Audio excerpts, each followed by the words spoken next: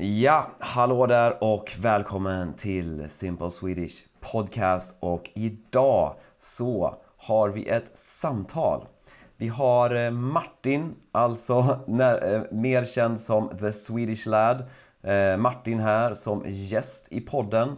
Och du har säkert sett Martin förut om du lär dig svenska. För han dyker upp ganska mycket i flödet. Han har en kanal som heter The Swedish Lad på YouTube och på Instagram. På Instagram heter han The Swedish Language faktiskt. Och det är ganska roliga videor, så jag rekommenderar absolut att kolla in honom om du inte har gjort det redan. Och det här samtalet, det blev ett väldigt långt samtal för att vi hade helt enkelt mycket intressant att prata om.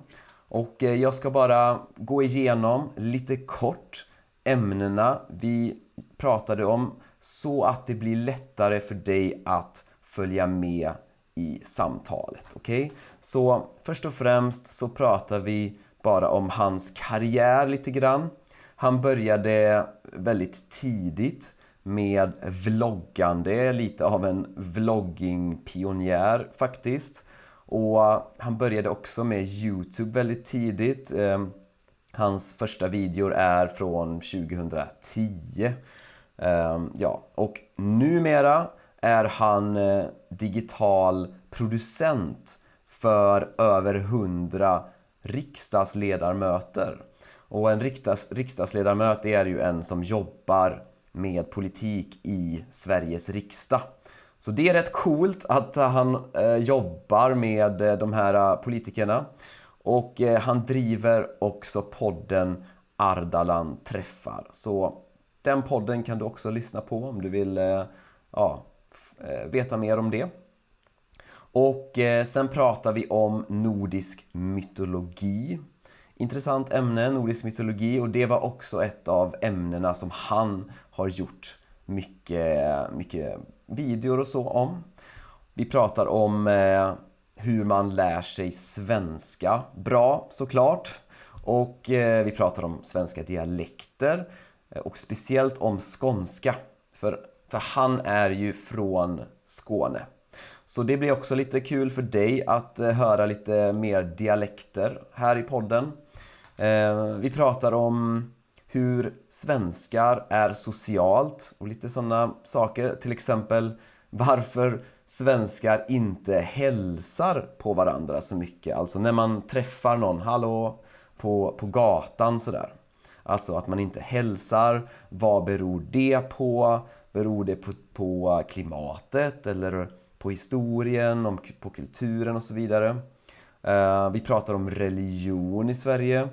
Och vi pratar också om några råd som vi ger om någon vill starta en podd eller om man vill börja göra videor och så. Så, intressanta ämnen. Jag hoppas du gillar avsnittet. Jag lämnar länkar till Martins kanaler och såklart om du vill ha transkribering till hela avsnittet och uppgifter och sånt med pdf-er så kan du bli poddsupporter. Och det lämnar jag också en länk till. Så glöm inte undertexter om du kollar på YouTube, så kör vi. Ja, men sådär då. Då har vi kört igång den inspelningen. Så tjenare Martin / The Swedish Lad. Kul att snacka med dig och träffa dig. Ja, men detsamma. Tänk att vi fick till det här till slut. Ja, det var lite struligt med tekniken. Ja, jag tänkte använda Riverside, men det ville inte idag. Så jag hoppas att det blir bra det här ändå.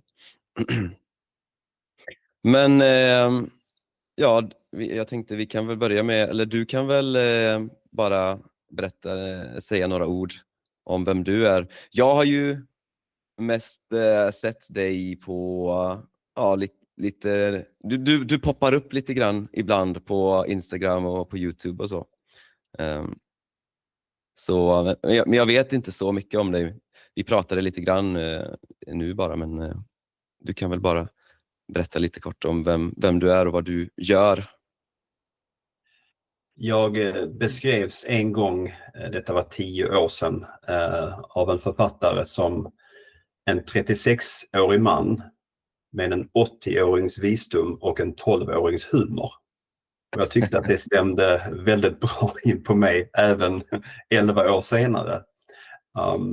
Jag har alltid älskat teknik och att testa, att blanda teknik och att kommunicera med människor. Och på så sätt så blev vloggandet på YouTube och även innan dess ett sätt att lära känna människor och olika kulturer. Vilket sen ledde till just språket som en bro mellan olika människor. Ja, så du började med någon slags vlogg då? Ja, alltså 1998, innan YouTube, innan MSN Messenger, då fanns det något som hette ICQ, som var en chattfunktion som hade ett speciellt ljud som var liksom... Och jag lärde känna människor där, framförallt en tjej i Australien. Och vi chattade och det visade sig att hon läste en videoproduktionskurs. Så då sa jag till henne liksom ungefär, why don't you film yourself talking to the camera?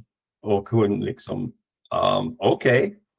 Så då gjorde vi det. Jag filmade mig själv med en jättestor kamera med kassettband. Vad jag gjorde om dagarna. Hon gjorde samma sak. Och sen la vi det på VHS-band och postade. Wow! Alltså postade med brev till varandra. Aha. Detta är 1999, så det är liksom... du kan ladda upp bilder på internet men inte filmer. Så det började för 27 år sedan. Men varför fick du den idén att spela in? Det låter ju väldigt omständligt att spela in VHS-band och skicka det till andra sidan jorden. Så. Ja, men jag gjorde kortfilmer på den tiden och då kopplar man ihop 2 stycken videoapparater för att redigera. Väldigt primitivt. Men det var ett kul sätt att liksom berätta vem jag var och för henne att berätta vem hon var. Detta var ju inte något som någon gjorde överhuvudtaget. Och det är häftigt att tänka tillbaka 6-7 år innan YouTube så vloggade man. Ja, du var en vloggpionjär alltså. Det får jag nog säga faktiskt. Finns de kvar, de gamla banden? Ja, jag håller just nu på att göra ett poddavsnitt faktiskt om just min relation till den här tjejen. Där hon har fått reflektera över hur hon minns liksom, vår relation. Vi chattade liksom i timmar. Och då har jag då möjlighet att spela upp liksom, vad hon sa på sina band 1999. Hon lyssnade på All Saints, minns jag. Och, hur sa du att ni träffades? Träffades ni på den ICQ? Ja. Jag har hört talas om det. Jag tror det känns som att det var precis typ innan. För när jag växte upp, då satt man på MSN Messenger. Det var ju grejen då. Så att, och jag kommer ju också ihåg att det fanns till exempel MySpace och de grejerna. Och ICQ, det var väl det kanske som var innan. Steget innan kanske. Ja. Precis, exakt. Och jag fattade inte vad ICQ stod för förrän 10 år senare. I seek you. Okej, ja. En sån där som man... det har ju inte jag... Det tänkte inte jag på heller. Now you know. Och sen språkdelen kom egentligen först, jag tror att det var 2010 eller 11. Jag hade läst en artikel i The Local, svenska nyheter, på engelska. Och en artikel som hette 10 Swedish words you won't find in the English language. Och då tänkte jag, jag gör en video på det. Och jag bad nästan om ursäkt, för det var någonting helt annorlunda mot vad jag annars gjorde. Men den blev liksom... Så då kom jag till insikten, om jag gillar att göra språkvideos och de gillar att titta på språkvideos, what should I do with that information? Ja. Och så började det. Lite grann i alla fall. Ja, hur kommer det sig att du läste The Local på svenska nyheter på engelska? Jag tror att den bara dök upp i Facebook-flödet. Jag tror att det var så. Ja.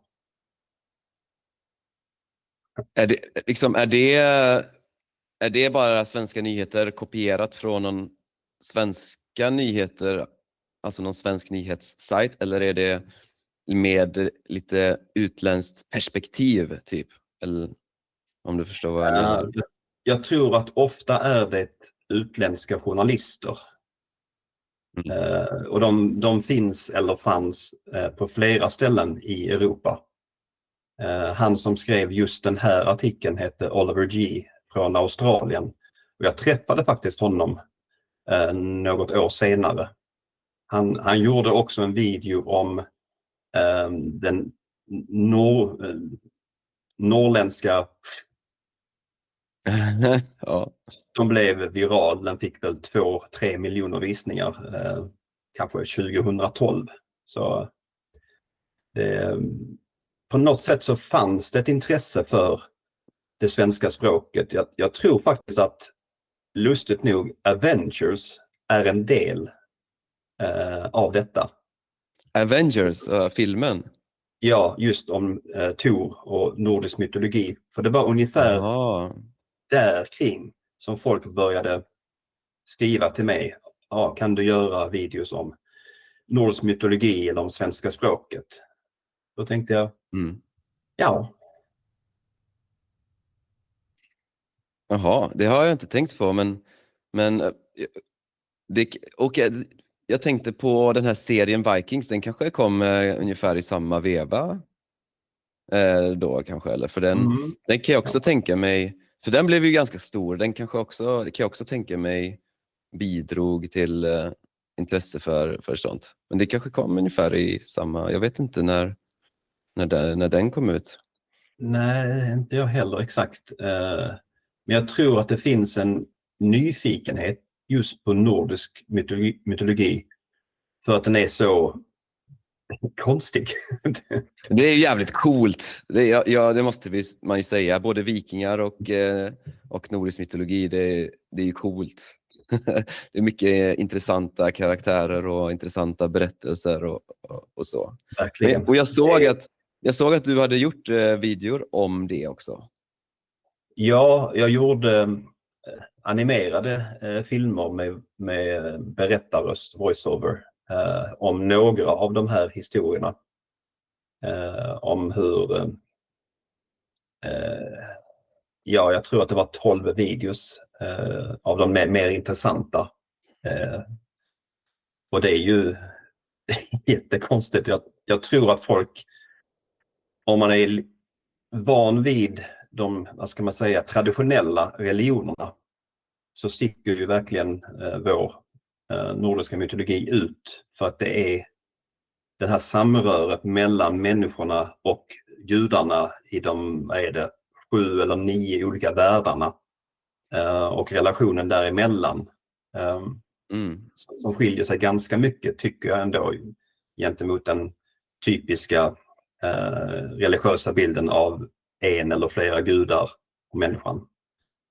Men just att det är så nästan barbariskt. Har du något exempel som visar på det? Ja, men visst är det Loke som binds fast i helvetet och tvingas ligga under en orm som droppar gift på honom. Och då sitter, vem är det som sitter? Är det hans syster? Med en skål som tar emot dropparna. Men när skålen blir full så måste hon tömma den.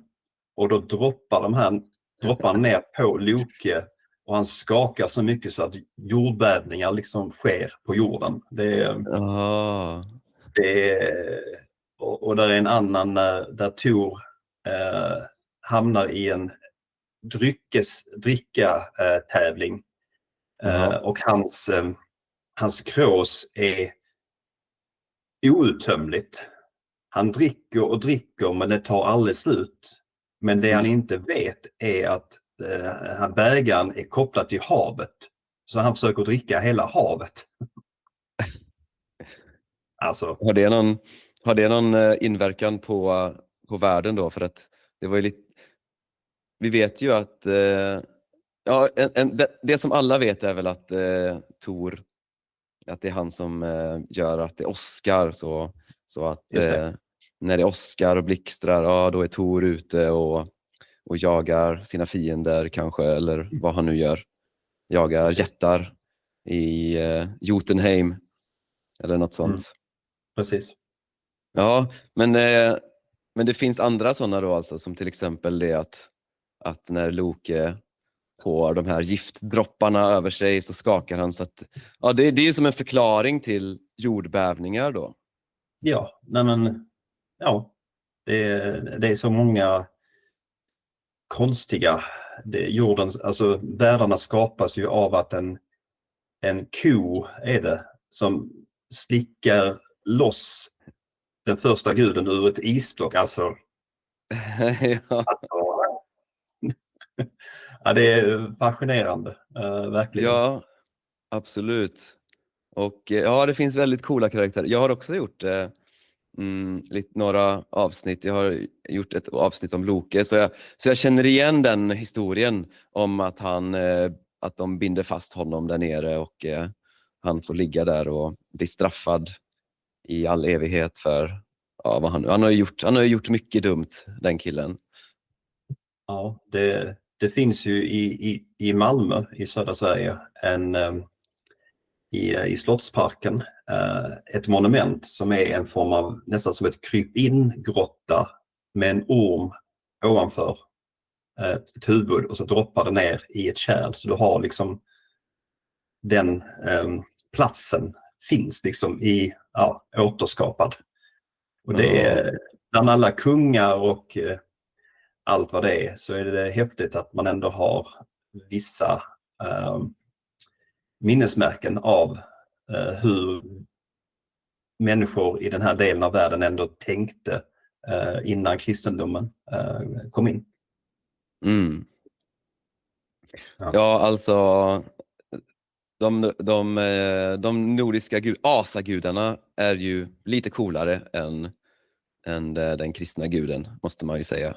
Eller i alla fall vad vi vet om dem, för att det är lite svårt att veta kanske exakt.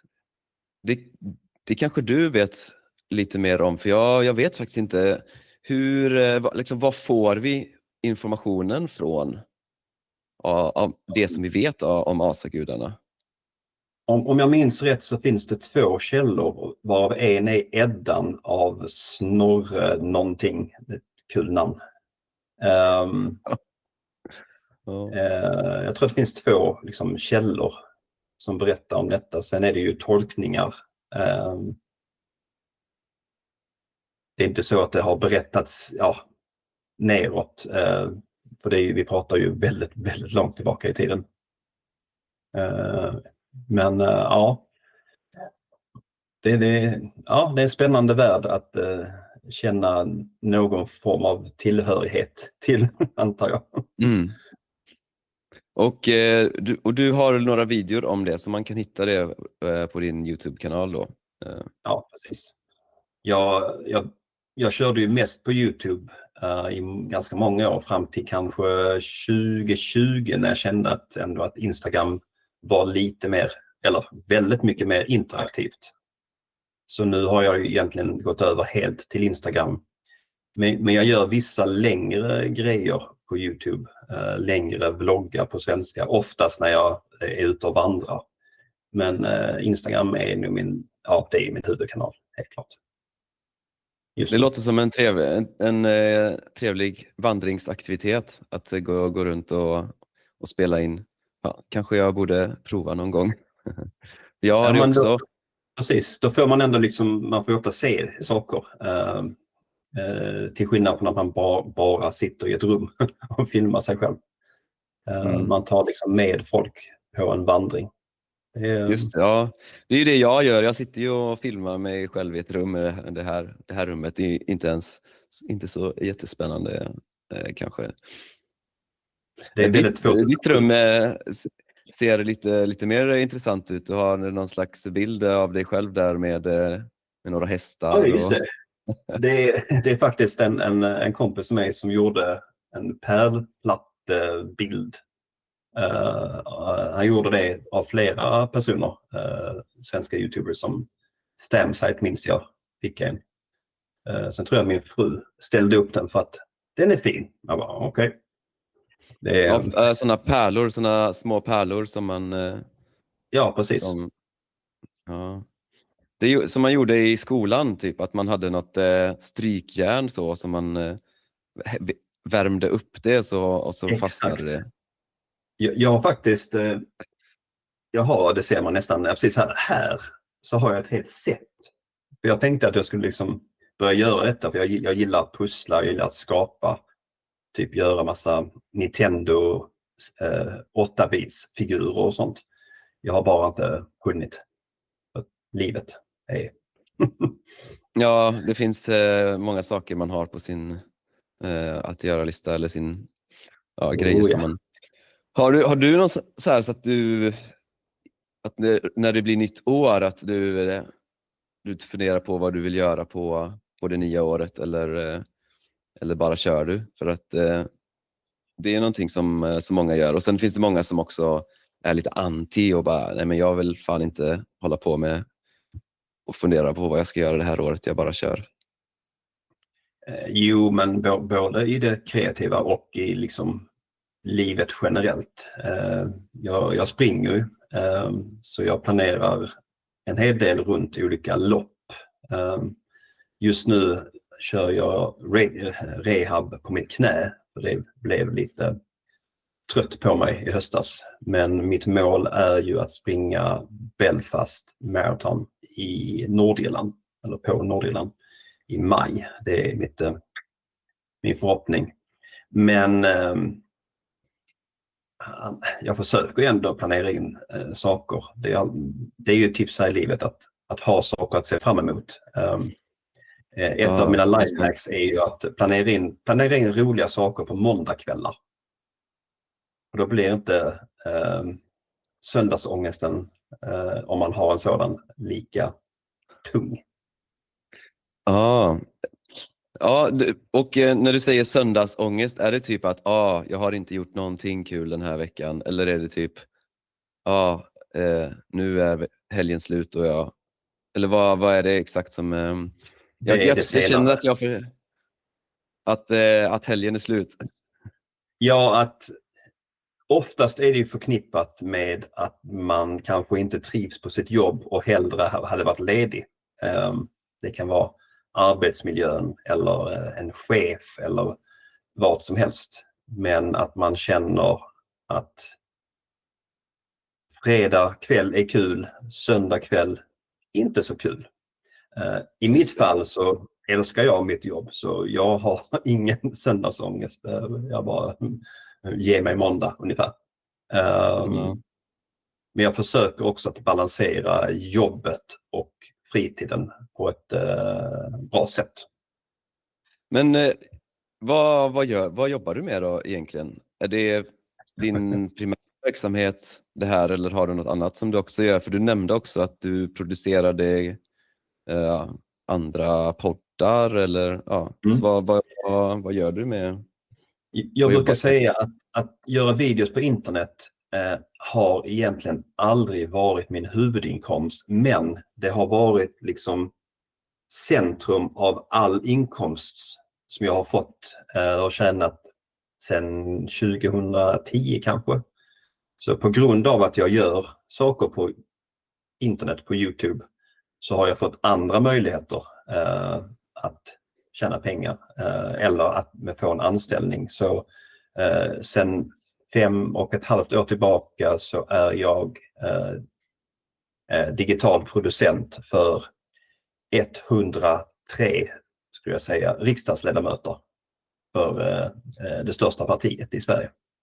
Så jag har 103 personer som teoretiskt kan komma till mig samtidigt och vilja göra saker. Stress. Och vad kan det vara då? Ja, det är ju jobbigt. Det blir jobbigt när det är val. Nu är det valår. Så det kanske blir extra mycket jobb för dig då. Ja, men det kan vara en poddinspelning. En av våra ledamöter som tidigare var minister har en podd där han intervjuar människor, inte om politik utan mer om deras livsresa. Och där har vi ofta väldigt kända gäster om man känner till dem som svenska sportjournalister eller musiker eller programledare. Det är en variant. Vilken podd är det? Jag blir lite nyfiken. Ja. Den heter Ardalan träffar. Ardalan? Ja, han var tidigare socialförsäkringsminister. Ja. Pensioner. Ja. Men kul, för det är också trevligt att alltså när det kommer till politiker, att det är ju bra att få någon slags personlig bild eller något slags personligt intryck av dem. För att jag tycker ofta att det blir väldigt opersonligt när man intervjuar politiker i deras politiska roll, och det är sällan man får något mer än det. Så det är ju trevligt om det finns en podd till exempel och de pratar om andra saker än politik. Så. Nej, men alltså för mig är det viktigt att det handlar inte i första hand, och det här skulle Magdalena Andersson inte hålla med om, men det handlar i första hand inte om politiken utan om människan. Om en person känner tillit till en annan person, då litar man på det som den personen tänker, känner och tror på. Men du kan komma med världens bästa politiska förslag, men om folk inte har tillit till dig, då faller det. Så mitt jobb, eftersom jag också har jobbat med influencers i Sverige tidigare, är ju att minska avståndet mellan så kallat vanligt folk och politiker i Stockholm. Ja, fan, det där tycker jag är superintressant, för att jag tycker att alltså det känns som att tilliten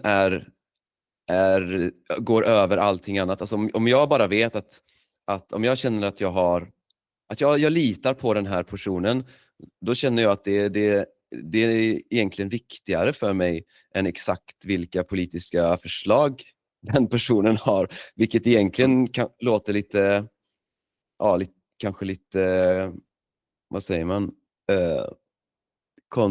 Man säger inte kontraintuitivt på svenska. Vad säger man? Kan man säga? Ja. Kontraintuitivt, det låter inte som att det finns, det ordet. Men i alla fall, det känns som att det är det som är det svåraste. Alltså att veta vilka man kan lita på.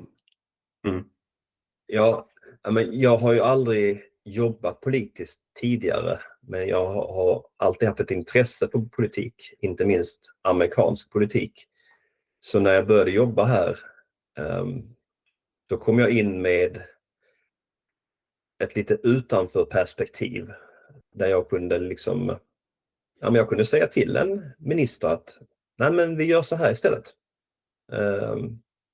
Och folk bara så har vi aldrig gjort.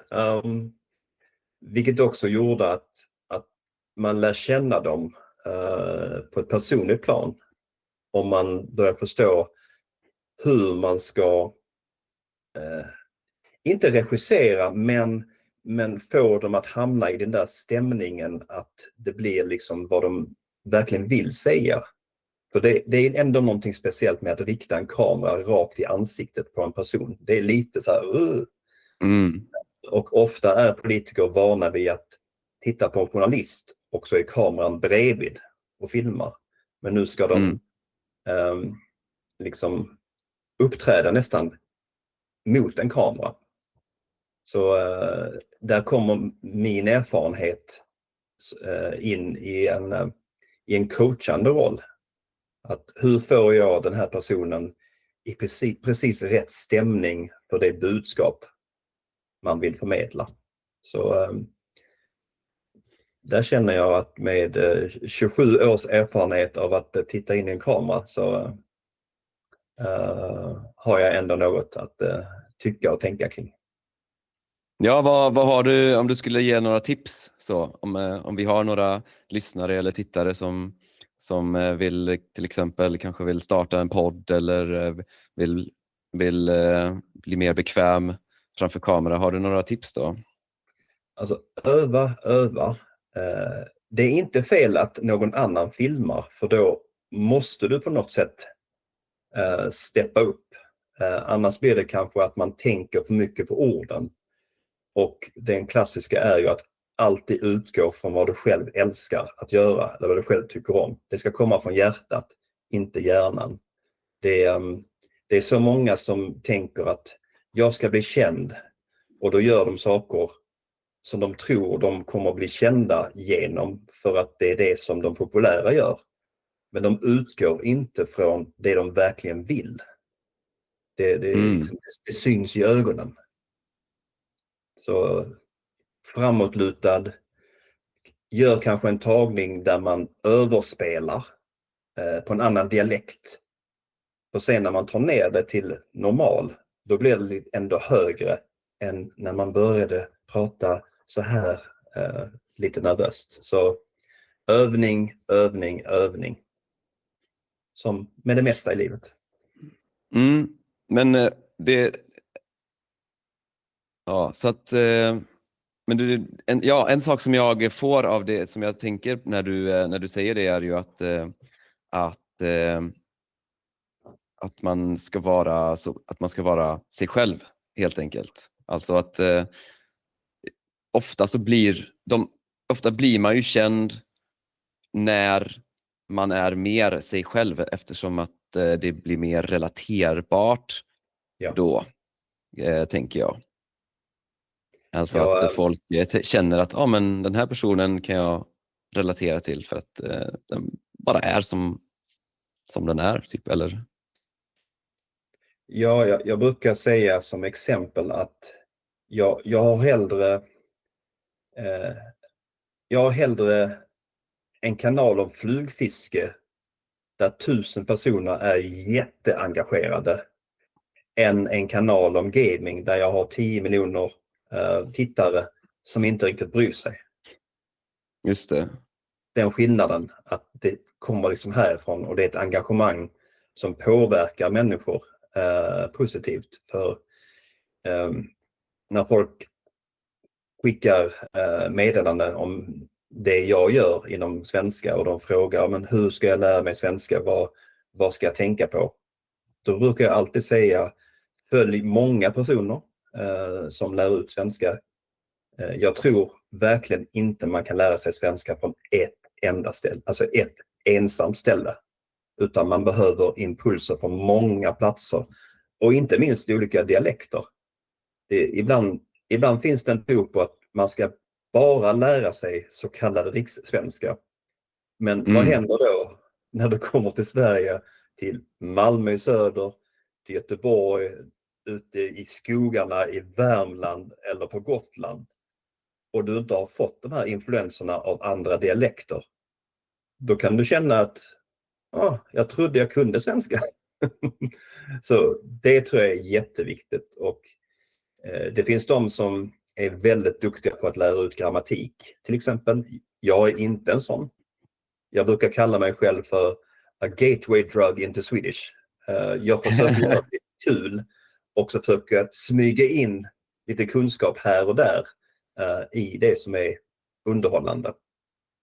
Men sen tycker jag absolut att om man vill ha one-on-one lektioner, då ska man inte prata med mig. Då finns det andra som gör det, som är bättre på det. Så jag är väldigt noga med att se till att folk verkligen följer andra också. För att de ska få en större upplevelse av att lära sig svenska. Alltså jag hör faktiskt ganska ofta människor som säger jag bor i Skåne, eller jag har ett hus i Skåne eller något sånt där, och så tycker de att det är svårt för att det är svårt att förstå skånska, eller det gäller ju dialekter i allmänhet, men det känns som att jag hör det oftare av folk som är i Skåne. Så att jag håller med dig väldigt, väldigt mycket, och jag har ju märkt det väldigt mycket med spanska, för att jag bor ju i Spanien, och när jag lärde mig spanska så var ju en sak som var svårt var ju att det finns väldigt många olika dialekter.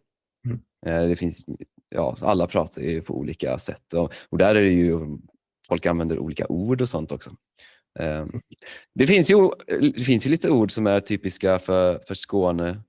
Så det finns en hel ordlista, tror jag. Alltså, det finns väldigt jag kan tänka mig det. Ja. Men det finns ju några som jag har hört som kanske är lite mer, så jag tror präligt är ett sånt ord. Vad finns det mer? Vilka är de vanligaste liksom typiska skånska orden? Räligt, tradigt. Just det. Tråkigt. Tradigt. Ja. Ärligt, tradigt. Och sen finns det ju, alltså det finns ju verkligen något som bara används här, och det beror ju naturligtvis på att Skåne då tillhörde ju tekniskt sett Danmark i många 100 år. Men de som bodde här ville liksom inte tillhöra varken Danmark eller Sverige. Och när Skåne blev svenskt rent geografiskt, då skulle man liksom svenskfiera Skåne. Men det tog flera 100 år innan man liksom ens började lyckas med det. Och det har levt kvar. Men jag tror ändå att med tanke på internet och att barn som växer upp i Skåne nu har andra influenser, alltså de ser folk som pratar andra dialekter, att vissa delar av skånskan börjar på så sätt liksom tonas ner.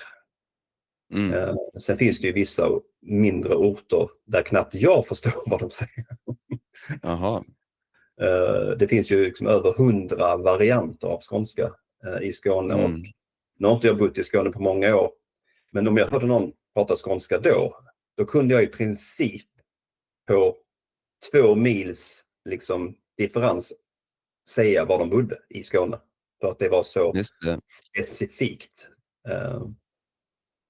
Det är lite coolt. Ja, vi som är från andra delar i Sverige, vi tänker ju på skånskan som en dialekt, men det är ju oftast det är samma sak med mig. Jag är från Västra Götaland, och där finns ju också en massa olika dialekter, men det är bara om man är därifrån som man egentligen oftast kan höra skillnaden.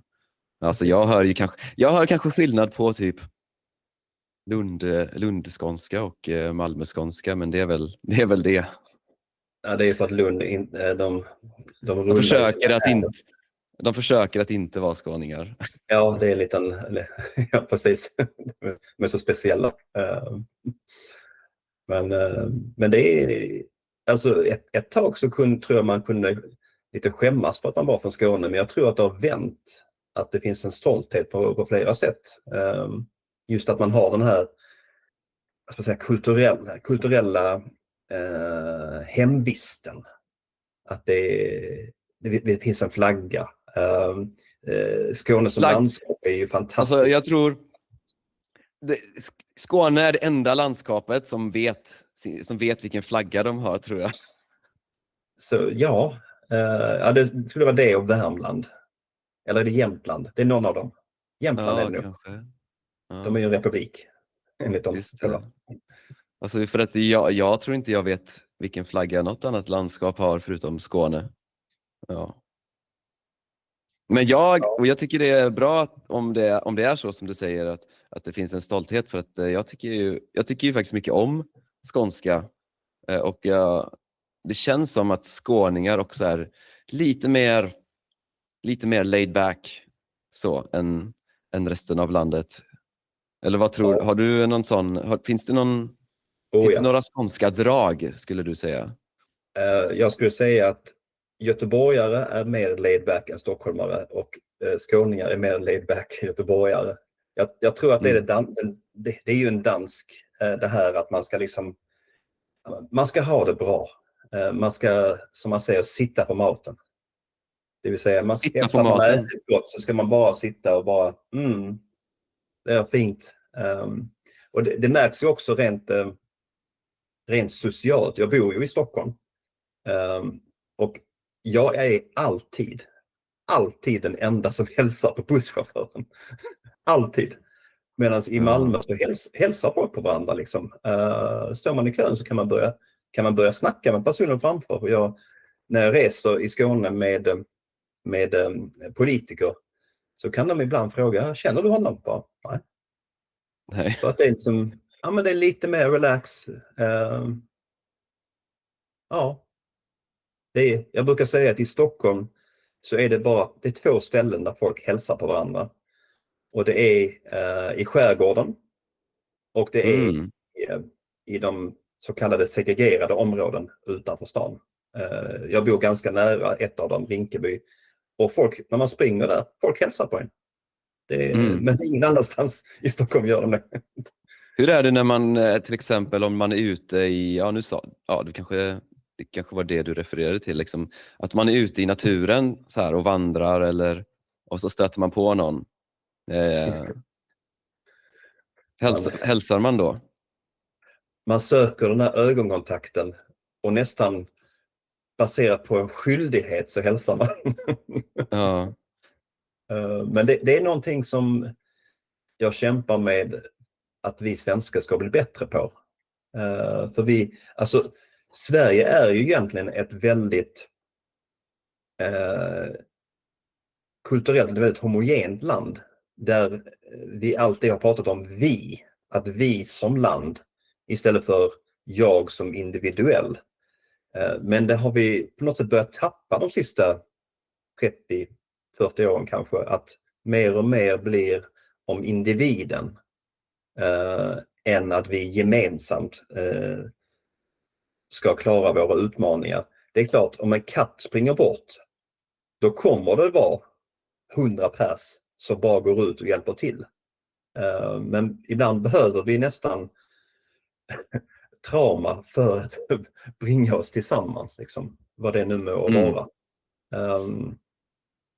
Men jag drömmer om ett Sverige som verkligen, där folk hälsar på varandra, där folk hjälper främlingar när det inte bara handlar om att någon har ramlat. För det är som att vi har en liten spärr som gör att vi inte riktigt... Vi kollar, är det någon annan som Ja. till här? Ja. Och jag måste säga att det här med att vi i Sverige är så duktiga på att stå i kö, det gäller inte tonåringar. De har ingen aning om hur en kö funkar. De tror att busskön börjar vid bussdörren, inte längst bak. Ja, så man kan se en förändring då liksom i kulturen. För att Sverige har ju varit väldigt mycket vi vi är ett folk, ett land som hjälper varandra och väldigt homogent och just det där med att hälsa tycker jag är väldigt intressant för att jag tycker det är ett väldigt bra exempel när man är ute i naturen till exempel och för att det är inte folk överallt, men det kommer någon ibland och då så stöter man på någon och det känns ju lite konstigt att inte hälsa, kan jag tycka, men det känns också lite konstigt att hälsa så man är liksom i någon slags omöjlig situation att det inte ska bli lite stelt på något sätt. Fast jag vet inte om alla känner så eller om det bara är jag. Jag tror att ju smalare stigen är i skogen, desto oftare hälsar man. Ja, jo. Och en sak som jag tänkte på när du sa det där med att hjälpa, och inte bara om någon typ har ramlat så, utan att man hjälper. När jag var med min flickvän i Marocko, till exempel, det var någon gång när vi skulle köpa en biljett och så frågade vi en person var man köper biljetten, och då reste hon sig upp och tog med oss till biljettmaskinen och gjorde det åt oss. Och sådana saker händer hela tiden, men jag tänker att det kanske beror mycket på också att vi förväntar oss att staten ska hjälpa till med allting, eller handlar det om något annat djupare eller vad? Alltså dels det, men sen är det ju också faktiskt så att det är ju kallt och vinter väldigt många månader om året i det här landet. Så vi har inte den här sociala samvaron naturligt mer än kanske 5 månader på ett år. Alltså när det börjar bli kallt, då tar man sig hemåt och man stänger in sig i lägenheter. Och man träffar inte andra personer på samma sätt som man gör som i sydligare länder. Sen tror jag också att det delvis handlar om, vi har en ganska annorlunda syn på familj i Sverige jämfört med Sydeuropa. Här bryter man sig loss från familjen ganska tidigt. Och här är inte den närmsta familjen eller släkten lika, alltså det finns undantag naturligtvis, men den är inte lika bestämmande över liksom ditt liv som den kan vara i framförallt liksom de latinska länderna. Och Marocko. Det skapar också en separation till och med inom en familj på något sätt. Det är intressant. Det har jag ju märkt mycket när jag har pratat med min flickvän. Alltså, om den skillnaden är väldigt stor mellan Sverige och Marocko. Just att föräldrarna har någon slags rätt att lägga sig i ditt liv och bestämma saker, och till och med när man är vuxen så försöker de vara en del av det och bestämma och så, att det är ganska normalt, medan i Sverige så är det så att nu är skolan slut, du är 19 år, så nu ska du ut ur huset och klara dig själv. Och det kan ju också ha att göra med den religiösa traditionen. Att den också spelar en roll i den här sammanhållningen i vissa länder som man kanske inte har på samma sätt i Sverige eller i Norden. Vi brukar säga att det är fint att gifta sig i kyrkan, men vi behöver kanske inte nämna Gud så mycket. Det där låter väldigt, väldigt typiskt svenskt. Vi gillar ju alla de här traditionerna, vi gillar kyrkan och så, men vi har ett oklart förhållande till religion kanske. Ja, men verkligen. Vi har ändå haft religionsfrihet sedan 50-talet. Och det är klart att andra förgreningar inom kristendom, om vi tar det som exempel, är ju väldigt mycket mer samhällsbestämmande, kan man väl säga, än den numera separerade stat och kyrka i Sverige. Men det var ändå ganska sent som man inte automatiskt blev medlem i Svenska kyrkan, för jag vet att jag gick ur, tror jag kommer inte ihåg. Jag tror att jag var tvungen att manuellt gå ur Svenska kyrkan om jag inte ville vara medlem där längre. Ja. Jag vet inte om det har att göra med om man är döpt, helt enkelt. Ja, jag är ju faktiskt inte döpt. Okej.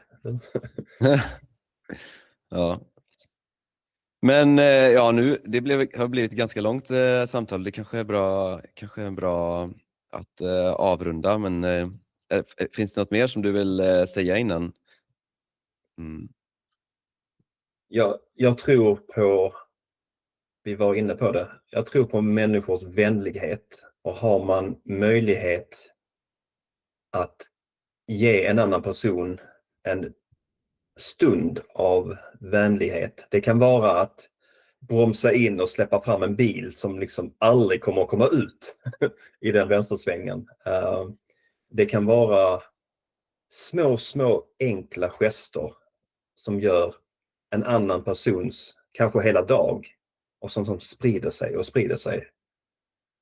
Och på något sätt så, visst, jag har ett konto där jag lär ut svenska och visar svensk kultur, men jag försöker också på något sätt att se andra människor och förmedla en positivitet om att det är möjligt att för en enda person att göra världen bättre på stor skala eller på jätteliten skala, men det är lika viktigt, jag tror. Så jag brukar säga, do good shit and good shit will happen.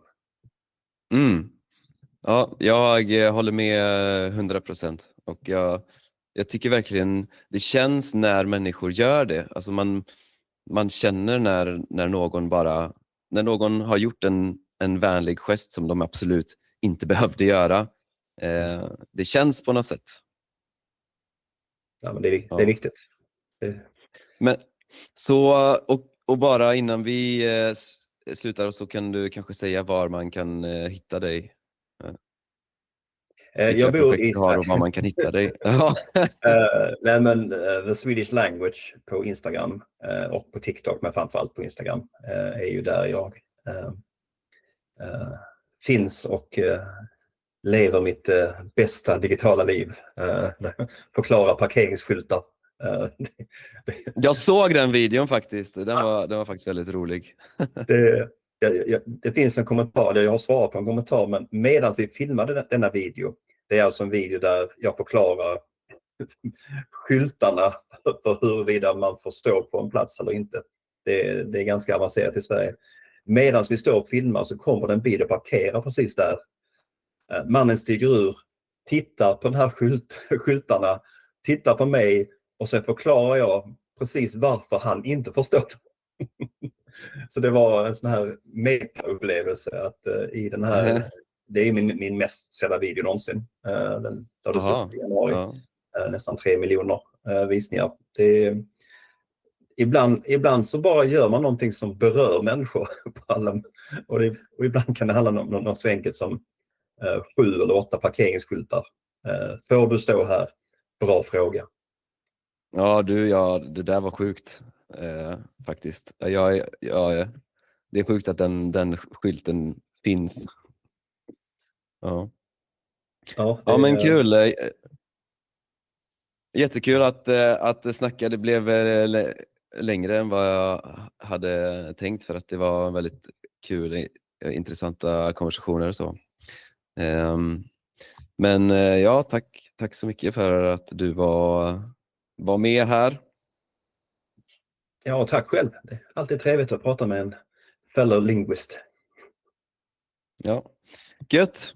Men då säger vi hej då. Ja, det är gött. Vi säger hej då till inspelningen i alla fall. Ja, jag minns inte det.